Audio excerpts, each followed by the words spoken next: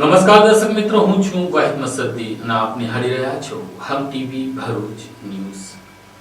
હવે નિહાળીશું આજના મુખ્ય સમાચારો।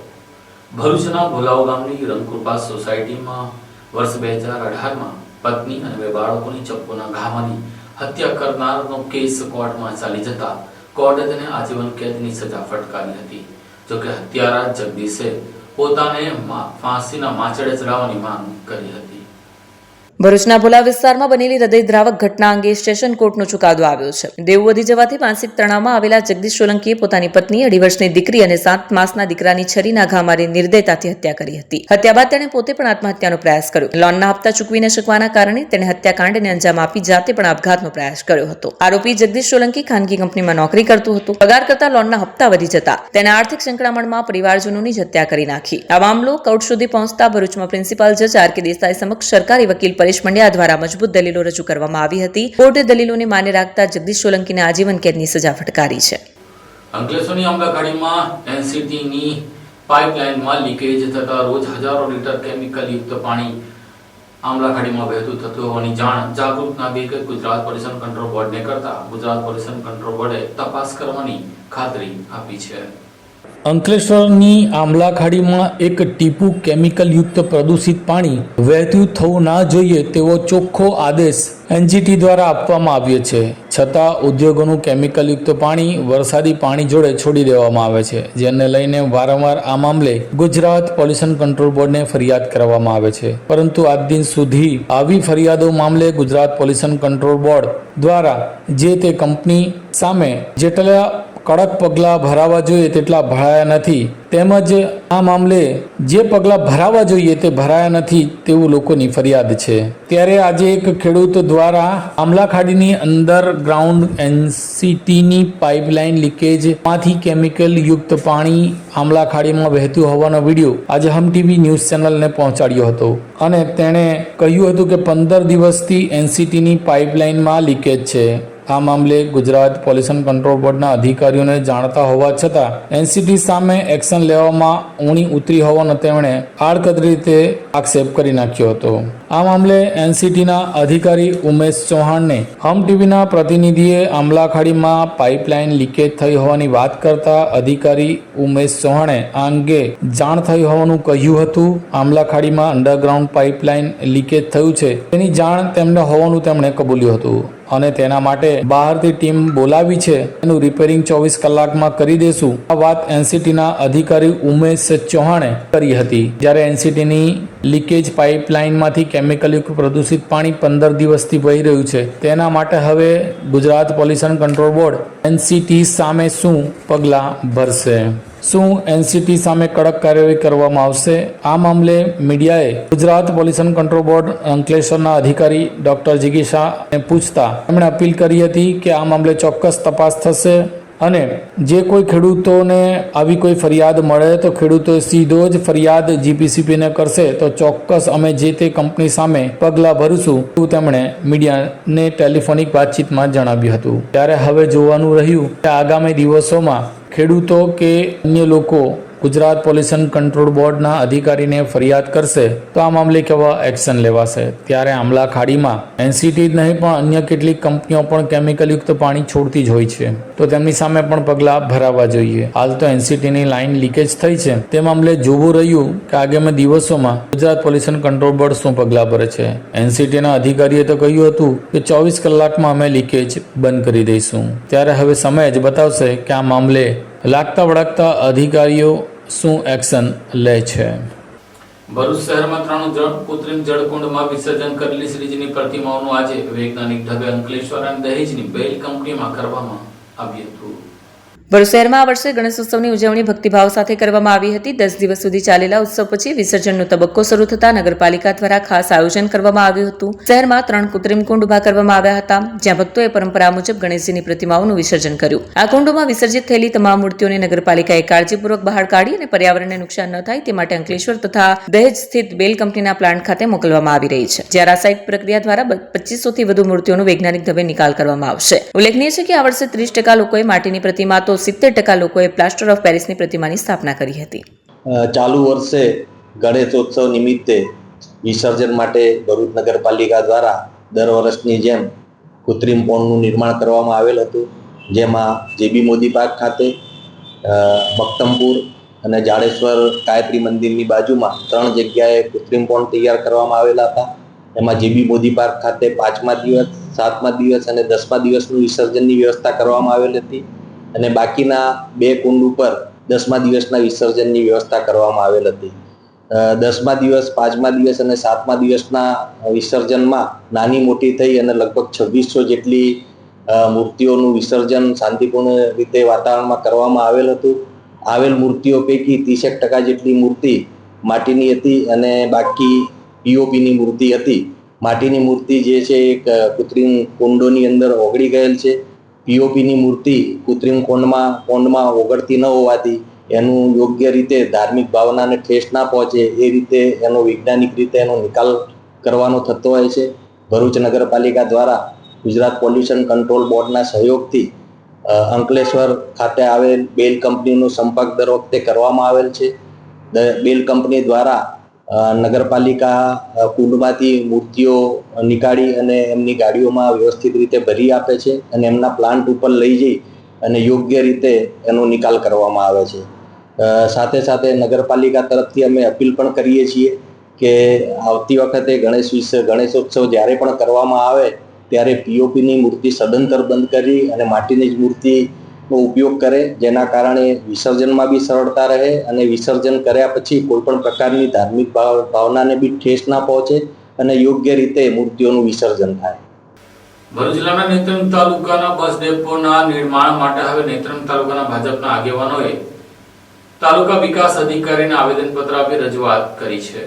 પ્રાપ્ત માહિતી મુજબ ભરૂચ જિલ્લાના નેત્રંગ તાલુકા મથકે આવેલ જિલ્લા પંચાયતના ગેસ્ટ હાઉસના ટેકરાને તોડીને ₹3 કરોડના ખર્ચે અત્યાધુનિક સુવિધાથી સજ્જ બસ ડેપોના નિર્માણ માટે ભરૂચ લોકસભા સાંસદ મનસુખ વસાવા માર્ગ પરિવહન વિભાગના અધિકારી સાથે સંવાદ હતો. ત્યારબાદ ભરૂચ જિલ્લા પંચાયતની સભામાં ઠરાવ કરી જિલ્લા પંચાયત હસ્તકની જમીનનું સંપાદન કરીને બસ ડેપોના નિર્માણ માટે જગ્યાની ફાળવણી કરાઈ હતી. આગામી ટૂંક સમયમાં નેત્રંગ તાલુકા મથકે નર્મદા જિલ્લાના સેલંબા અને ભરૂચ જિલ્લાના આમોદ તાલુકા જેવું દિવ્ય ભવ્ય બસ ડેપોના નિર્માણની કામગીરીની પ્રક્રિયા હાથ ધરવામાં આવનાર છે. તે સંજોગોમાં નેત્રંગ તાલુકા પંચાયત અધિકારીઓએ નેત્રંગ તાલુકા મથકે ધારાસભ્ય રીતેશ વસાવાના નામથી પિકઅપ બસ સ્ટેશનના નિર્માણ માટેના વર્ક ઓર્ડરની તૈયારી કરતા ભરૂચ સાંસદ મનસુખભાઈ વસાવા વિફર્યા હતા. આ બાબતે નેત્રંગ તાલુકાના ભાજપની નેતાગીરીએ નેત્રંગ તાલુકા વિકાસ અધિકારીને સાંસદ મનસુખ વસાવા સૂચવેલ સ્થળ અને ₹3 કરોડના ખર્ચે જ બસ ડેપોનું નિર્માણ થાય તેવી આવેદન આપી રજૂઆત કરી. જે દરમિયાન નેત્રંગ તાલુકા ભાજપ પ્રમુખ મનસુખ વસાવા, નેત્રંગ જિલ્લા પંચાયત સભ્ય વર્ષાબેન દેશમુખ, નેત્રંગ ગ્રામ પંચાયત સરપંચ હરેન્દ્રસિંહ દેશમુખ, ભરૂચ જિલ્લા મંત્રી ભાવનાબેન પંચાલ, નેત્રંગ ભાજપ મહામંત્રી પાર્થ ત્રિવેદી, માનસિકભાઈ વસાવા, પરેશભાઈ ભાટિયા, સુરેશભાઈ વસાવા સહિતના ભાજપના કાર્યકરો ઉપસ્થિત રહ્યા હતા.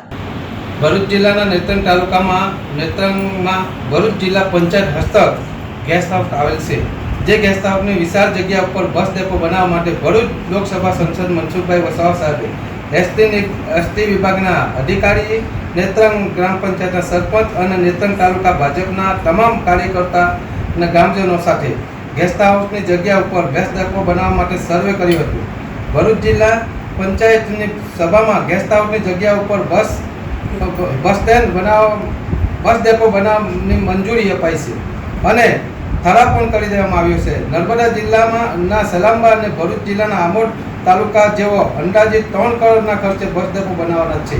પરંતુ ઝઘડિયાના ધારાસભ્ય શ્રી રીતેશભાઈ વસાવાએ પોતાના નામની પ્રસિદ્ધિ માટે પોતાના નામનો એસટી બસ સ્ટેન્ડ બનાવી રહ્યા છે, જેનો અમે સૌ કાર્યકર્તા ગામજનો વિરોધ કરી રહ્યા છે. ભરૂચ લોકસભા સંસદ મનસુખભાઈ વસાવા સાહેબ દ્વારા નક્કી સ્તર ઉપર જે અને નક્કી કરવામાં આવેલ જ બસ ડેપોનું બનાવવામાં આવે એવું અમે સૌ કાર્યકર્તા તેમજ ગામજનો અપીલ છે. અસ્તુ. ઝઘડિયા તાલુકાના રાજપાડી ખાતે મજૂરી કામે ગયેલો ઈસમ નદી પાર કરતા ડૂબી જતા તેની શોધખોળ કરવામાં આવી રહી છે.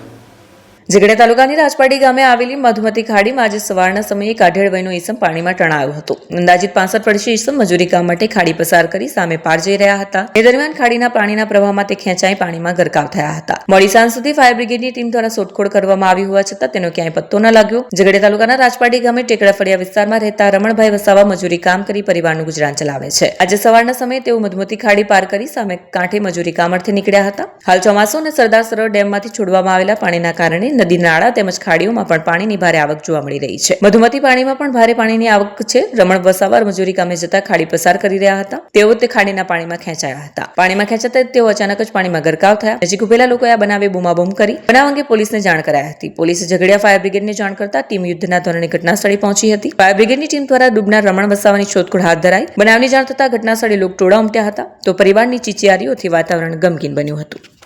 અંકલેશ્વર સુરત વચ્ચેના છેલ્લા ઘણા દિવસોથી હાઈવે પર જામતા ટ્રાફિક જામની સમસ્યા હલ કરવામાં સ્ટેટ ટ્રાફિક પોલીસ અને નેશનલ હાઈવે ઓથોરિટી ઊણી ઉતરતા વાહન ચાલકો ટ્રાફિક જામની સમસ્યાને લઈને ત્રાહિમામ પોકારી ઉઠ્યા છે. ભરૂચ જિલ્લામાં વાહનોથી સતત ધમધમતા નેશનલ હાઈવે નંબર 48 ઉપર અંકલેશ્વર નજીક ટ્રાફિક જામના દ્રશ્યો જોવા મળ્યા. જ્યાં રાજપીપળા ચોકડી અને વાલિયા ચોકડી બ્રિજ ઉપર ફરી એકવાર ટ્રાફિક જામ સર્જાયો હતો. માર્ગ પર પડેલા મસમોટા ખાડાના કારણે વારંવાર ટ્રાફિક જામની પરિસ્થિતિ સર્જાય છે. તો બીજી તરફ સતત સર્જાતો ટ્રાફિક જામ ટ્રાન્સપોર્ટરો અને વાહન ચાલકો માટે માથાના દુખાવા સમાન બન્યો છે. કેટલાક વાહન ચાલકોને કમાણી કરતા ઇંધણનો વધુ વપરાશ થતા તેઓના બજેટ ઉપર પણ માર પડ્યો છે. ભરૂચથી સુરત તરફ જતા માર્ગ ઉપર થયેલા ટ્રાફિક જામના દ્રશ્યો પણ સામે આવ્યા. અંકલેશ્વર નજીક વારંવાર થતા ટ્રાફિક જામના કારણે વાહન ચાલકોને હાલાકી વેઠવાનો વારો આવે છે. ત્યારે તંત્ર દ્વારા વહેલી તકે બિસ્માર માર્ગનું સમારકામ હાથ ધરવામાં આવે તેવી વાહન ચાલકોની માંગ છે. છતાં પણ તંત્રના પેટનું પાણી હલતું નથી.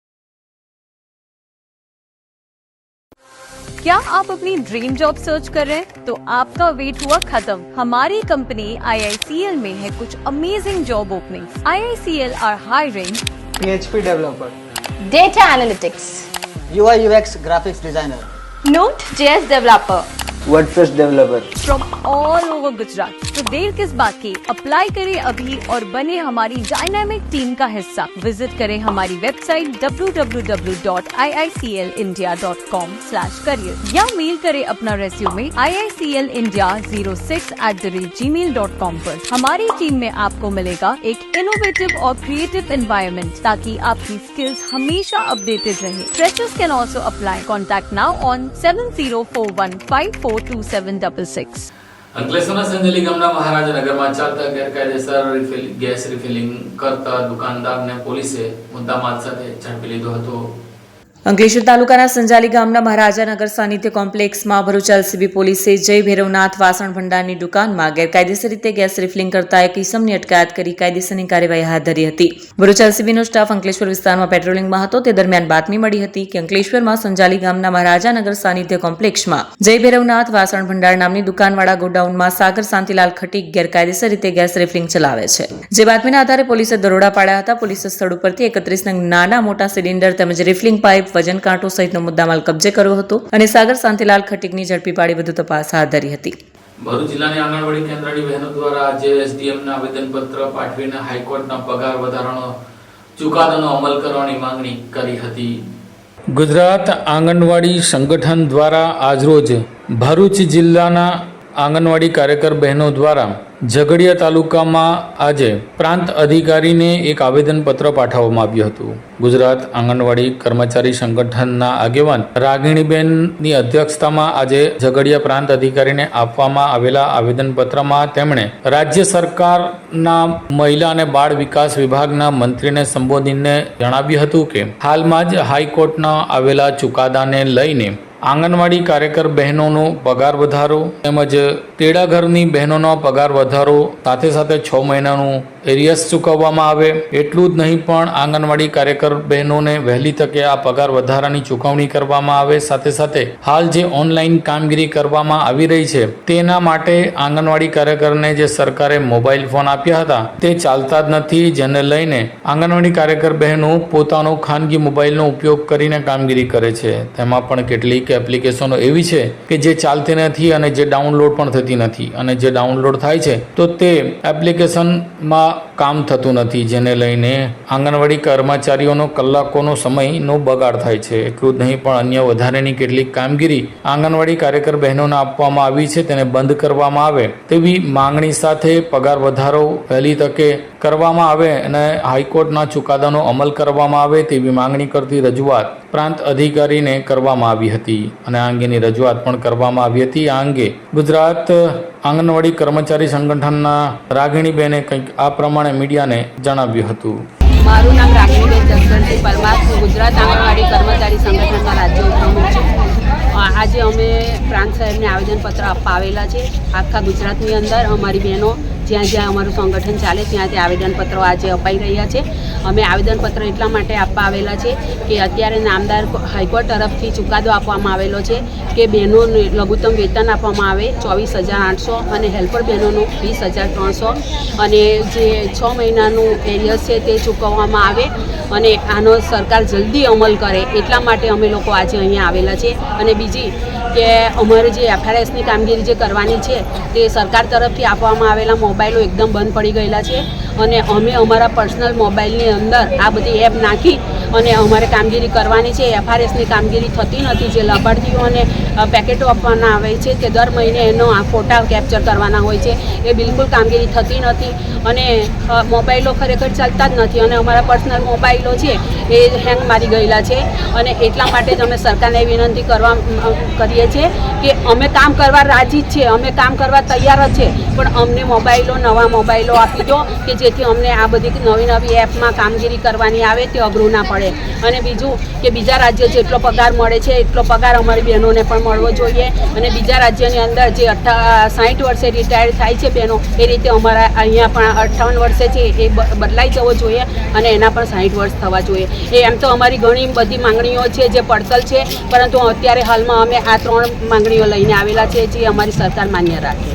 અંકલેશ્વરની ઠાકોર પટેલ આર્ટ્સ કોલેજની મહિલા પ્રાધ્યાપિકાના પુસ્તકનું વિમોચન કરવામાં આવ્યું હતું. અંકલેશ્વરની ઠાકોરભાઈ પટેલ કોલેજના પ્રાધ્યાપક ડોક્ટર જયશ્રી ચૌધરીની નવલકથા છીલુગરીનું વિમોચન રાજ્યના શિક્ષણ મંત્રી ડોક્ટર કુબેર ડિંડોના વરદહસ્તે ગાંધીનગર ખાતે કરાયું હતું. આ નવલકથામાં આદિવાસી સંસ્કૃતિમાં રાષ્ટ્રીય અને ગ્રામ વિકાસમાં યુવાનોની ભૂમિકા અને ફાળા તેમજ સ્વદેશી તથા સ્વાવલંબી ગામની કથા વર્ણવવામાં આવી છે. નવલકથાના અંતે સચિત્ર શબ્દકોશ પણ આપવામાં આવ્યો છે. પ્રાધ્યાપક ડોક્ટર જયશ્રી ચૌધરીએ અગાઉ 6 થી વધુ પુસ્તકો પ્રસિદ્ધ કર્યા છે, જેમાં આદિવાસી સંસ્કૃતિના વર્તમાન પ્રવાહ અને આધુનિક બદલાવને ઉજાગર કરવામાં આવ્યો હતો. છીલુગરી નવલકથાનું વિમોચન ગાંધીનગર ખાતે 9/9/2025 મંગળવારના રોજ માનનીય શિક્ષણ મંત્રી શ્રી કુબેર ડિંડોરના હસ્તકે કરવામાં આવ્યું હતું. આ પુસ્તક વિમોચનમાં ડૉક્ટર પ્રતિભા ચૌધરી, પ્રોફેસર જીતેન્દ્ર ચૌધરી, ડૉક્ટર નીલ ચૌધરી તથા શ્રી ભૂમિલ અણિયાદરા પણ ઉપસ્થિત રહ્યા હતા.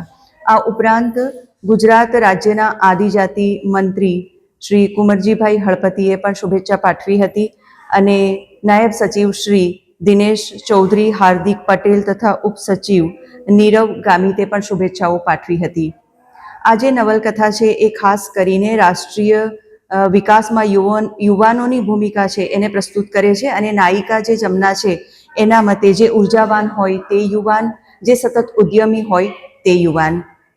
છીલુગરી એક કાલ્પનિક ગામ છે જે સ્વદેશીની તરફેણ કરે છે અને સ્વાવલંબી ગામની પરિકલ્પના રજૂ કરે છે. ખાસ કરીને પંચ મહાભૂતોની સુરક્ષા માટે આ ગામ પ્રતિબદ્ધ છે. સ્વાતંત્ર્ય સંગ્રામની લડતમાં આદિવાસીઓએ જે ભૂમિકા ભજવી હતી તે અલિખિત ઇતિહાસ છે તેને પ્રસ્તુત કરે છે. આ નવલકથામાં આદિવાસી સંસ્કૃતિ છે, કલા છે અને ખાસ કરીને નાવીન્ય એ છે કે દક્ષિણ ગુજરાતની લગભગ તમામ આદિવાસી બોલીઓને આમાં લેવામાં આવી છે અને ઉત્તર ગુજરાતની રાઠવી બોલીનો પણ સમાવેશ કરવામાં આવ્યો છે. આ સમગ્ર નવલકથા કવાડિયા પર્વતના મુખે કહેવાય છે.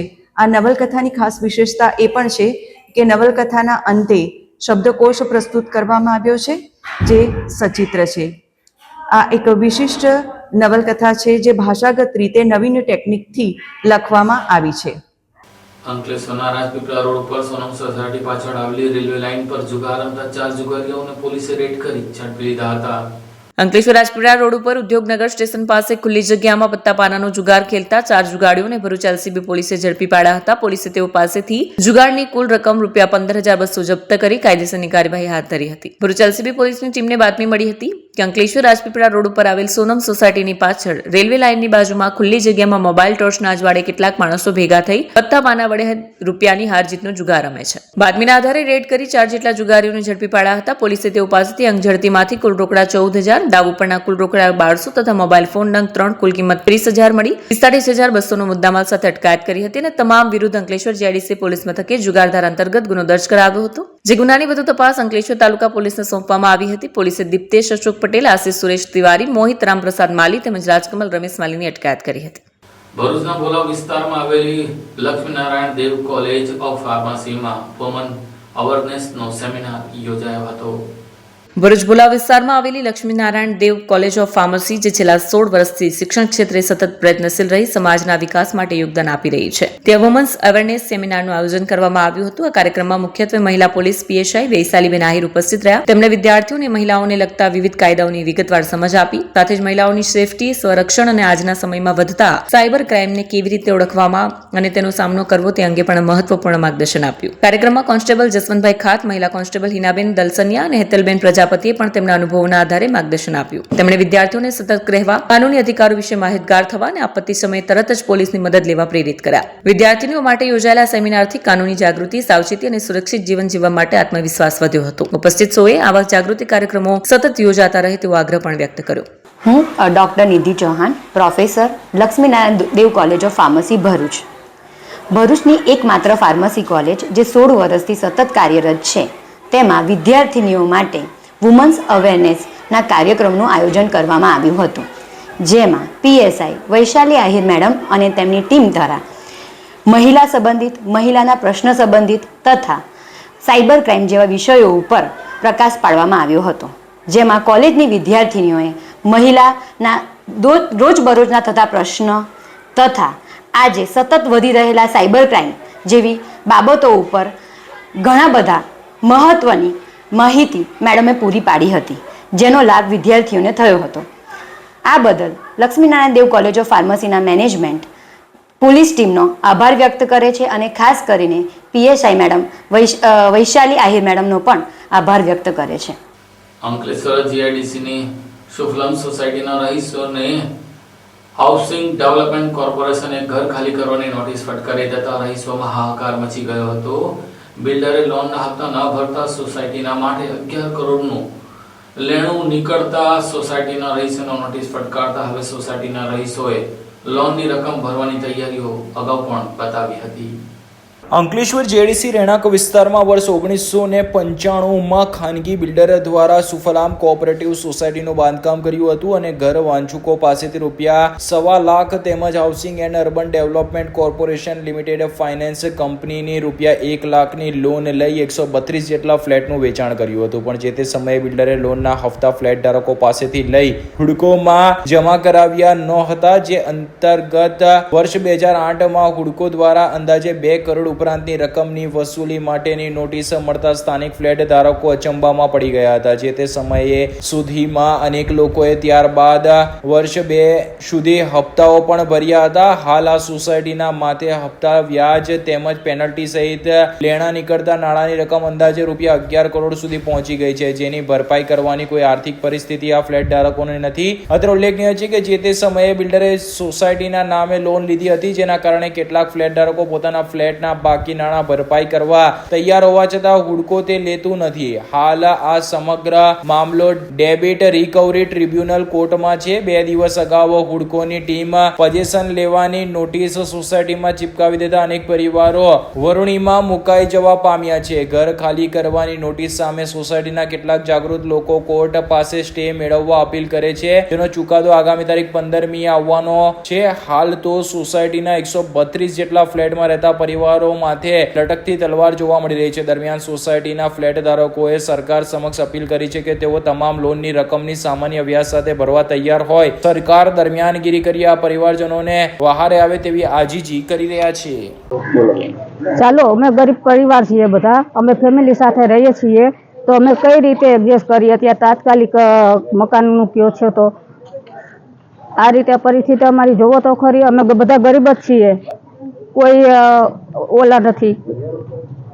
આમાં કઈ રીતે અમે જઈએ? અમે હુડકો વાળા અમે જ ખાલી કરી દઈએ, અમે ક્યાં જઈશું? બધા આ માણસ માટે કંઈક તો હોવું જોઈએ ને. જે થશે જેટલું અમારાથી એટલું અમે કરશું. ના નથી, પણ તાત્કાલિક કઈ રીતે અમે જઈ? કયો અમને કઈક નિર્ણય આપો કે આટલા ટાઈમમાં હવે તાત્કાલિક સીલ મારવા તમારે જવું ક્યાં? નાના નાના બાળકો છે બધા, અત્યારે કઈ સોલ્યુશન આપો અમને, એટલે અમને સમજ પડે બધી. સમય તો આપો, સમય આપો, કેમ કે આવું તાત્કાલિક અમે બધા ક્યાં જઈએ અત્યારે? 132 ઘરના ખાલી કરીને ક્યાં જાય? પહેલા તો એ છે, બરાબર. આટલા બધા છોકરાવાળા, નાના નાના છોકરાવાળા, મધ્યમ વર્ગના પરિવાર રહે છે અહીંયા, તો તમારે અમને કંઈક તો આનો પ્રોબ્લેમનો સોલ્યુશન આપવો જ પડશે. સુફલમ કોઓપરેટિવ હાઉસિંગ સોસાયટી જે 1995માં હુડકો ફાઇનાન્સ કરેલું અને બિલ્ડર દ્વારા આ સોસાયટી બનાવવામાં આવેલી, જે સોસાયટીમાં બિલ્ડરને મેમ્બરોએ પૈસા ભરેલા અને તે દરમિયાન બિલ્ડરે હુડકોમાં પૈસા જમા ન કરાવેલ, તે બાબતે આ કેસની મેટર DRTમાં ગયેલી. DRTમાં મેટર ચાલી, એ વસ્તુ પણ મેમ્બરો સુધી પહોંચવા દીધી નથી. જે 2008માં સોસાયટીના મેમ્બરોને અંદાજ આવ્યો કે આવું કંઈક ચાલી રહ્યું છે, ત્યારે હુડકો સાથે સોસાયટીના મેમ્બરોએ સંપર્ક કર્યો અને જાણવા મળ્યું કે ત્યારે લગભગ 3 થી 4 કરોડ રૂપિયા ભરવાના થતા હતા. ઇન્ટરેસ્ટ ને પેનલ ઇન્ટરેસ્ટ ને બધું કેલ્ક્યુલેટ કર્યા પછી ત્યારે એ મેટરને આગળ વધારી અને અમે રજૂઆત કરેલી કે અમને OTS સ્કીમનો લાભ આપવામાં આવે. મેમ્બરો પૈસા ભરવા માટે તૈયાર છે.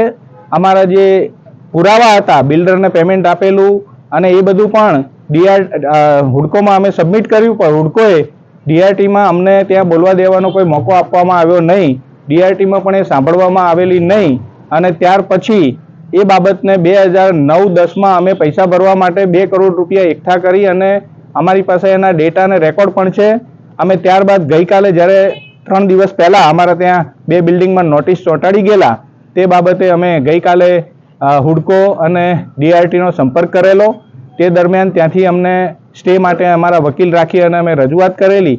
તે ગઈકાલે એનો સ્ટે પણ આપવામાં નહોતો આવ્યો, પણ આજનો ઓર્ડર પ્રમાણે એને સ્ટે આપવા માટે 15 તારીખ સુધી એક્સટેન્ડ કરેલું છે. તે બાબતે અમારી રજૂઆત છે, સરકારશ્રીને પણ રજૂઆત છે કે જ્યારે સરકાર ઘરનું ઘર કરવા માટે જો પબ્લિકને મદદ કરી શકે તો આ 1 કરોડ ને 60 લાખ રૂપિયા કોઈ મોટી એમાઉન્ટ સરકાર માટે નથી. પ્રિન્સિપલ એમાઉન્ટ અને નોમિનલ એમાઉન્ટ એમાં ભરવા માટે સોસાયટીના રહીશો તૈયાર છે. સરકારને અને DRTને અને હુડકોને અમારી રજૂઆત છે કે આની અંદર સમાધાન સ્કીમની અંદર અમને લાભ આપવામાં આવે અને આ ગરીબ પરિવારોને એમાંથી મુક્ત કરવામાં આવે. ધન્યવાદ. આ સાથે આમ ટીવી ભરૂચના સમાચાર પૂર્ણ થાય છે. આવતીકાલે ફરી મળીશું. ત્યાં સુધી રજા આપશો. નમસ્કાર.